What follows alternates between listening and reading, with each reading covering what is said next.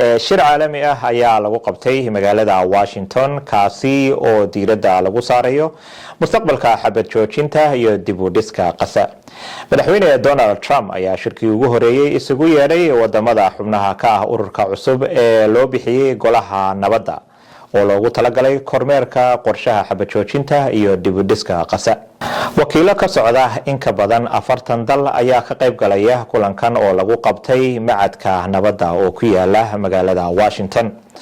Trump oo gudoomiye ka ah ururkani ayaa sheegay in dalalka xubnaha ka ah ay ballan qaadeen $7 bilyan oo loogu talagalay dib u dhiska Gaza, halka Mareykankuna uu ku dari doono $10 bilyan oo kale. kulankani waxaa ka soo qayb galay wakiilo ka kala socda Israa'iil iyo wadamo kale oo Carbeed iyo sidoo kale wadamo kale oo ku kala yaala qaaradaha Asia, Europe iyo Latin America.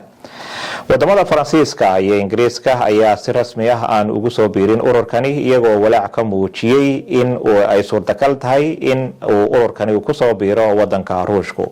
labada dal waxa ay u soo dirsadeen kormeerayaal oo kaliya.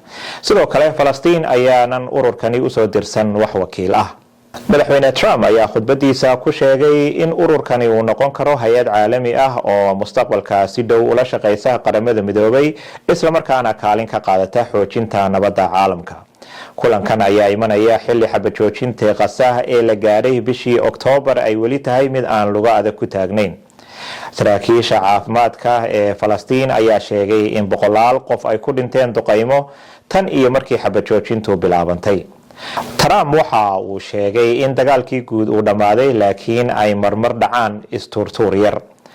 qorshaha xiga ee ururkani uu qabanayo ayaa ah in Gaza loo diro kumanaan askari oo caalami ah oo noqonaya ciidamo nabad ilaalin kuwaasi oo u dhaxaynaya Israa'iil iyo Hamas. dalka Indonesia ayaa muujiyay in uu diyaar u yahay in uu ciidamo ku deeqo. dhanka kale Israa'iil, Mareykanka iyo qaar ka mid ah wadamada Carabta ayaa iyagu ku adkeysanaya in ay Hamas hubka dhigto si dib u dhisku u bilaabmo. Israa'iil ayaa Hamas u qabatay 60 maalmood oo kaliya oo ay hubka ku wareejiso haddii kale ay bilaabi doonto hawlgallo military oo ballaaran.